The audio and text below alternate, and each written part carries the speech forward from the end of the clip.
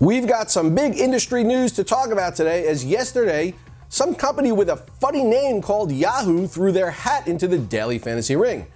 Now, if they only had a customer base of loyal users to tap into, they might have something.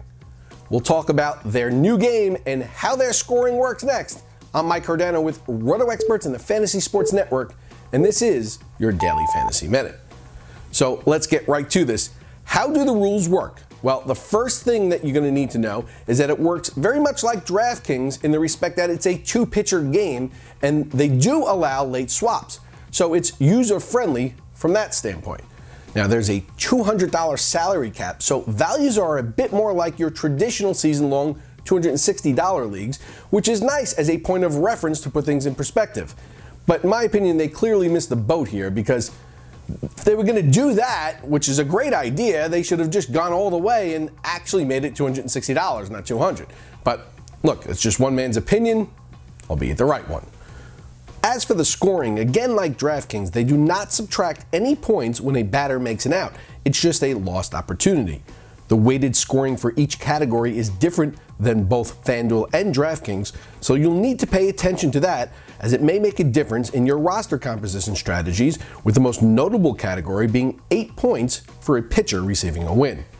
Now, wins are certainly not an easy thing to game, as we routinely see pitchers throwing gems without getting a decision or receiving a well-pitched loss because of no run support, so good luck with that. I suspect Las Vegas game lines will be heavily favored into players' pitching decisions here. So let's take a look at some of today's top pitching selections on FanDuel and on DraftKings, and then compare them to Yahoo to show you how some of this plays out in practicality. I'm going to leave Jose Fernandez out of the discussion for the moment, simply because he's only making his second start, and I can't reasonably call him a dependable option at this point. Now, I'm not suggesting he's not a viable option for you. He's just not for me until he gets a few more innings under his belt. David Price faces a Twins team striking out 19.4% of the time with a WOBA of 308 against left-handed pitching. Zach Greinke faces a Phillies team striking out 19% of the time with a 285 WOBA against right-handed pitching. And Felix Hernandez faces an Angels team striking out 19.3% of the time with a 310 WOBA against right-handed pitching. As you can see, from a statistical standpoint, there really isn't much differentiation between the opportunities that are presented to you. So let's take a closer look at the differences between how the pitchers are faring to this point in the 2015 season. One of the things I do not like to see here is that Zach Greinke's xFIP is double his ERA.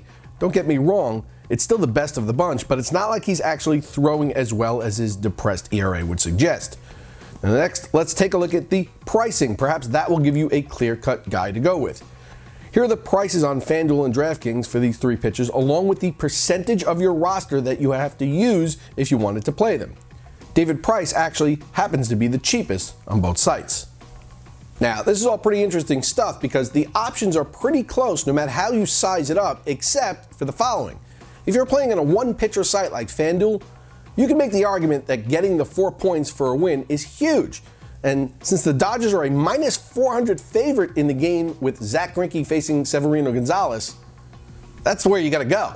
Now, I'm not sure I recall a minus 400 Major League Baseball game before. It's almost as if the odds makers are saying that the Phillies may just as well forfeit. I may have to actually plunk a widget or two down on the Phillies here just as a matter of principle. Now, check this out.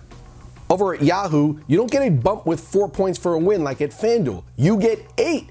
So that really puts Greinke into play.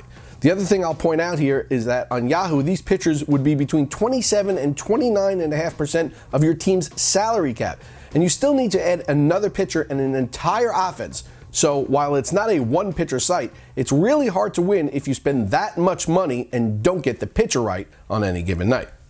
So there you have it. Yahoo now has a daily fantasy game. I hope that answers some of your questions about their Major League Baseball game and puts things in perspective for you. If you're still fuzzy on some stuff, give me a shout on Twitter and I'll see if I can help you out.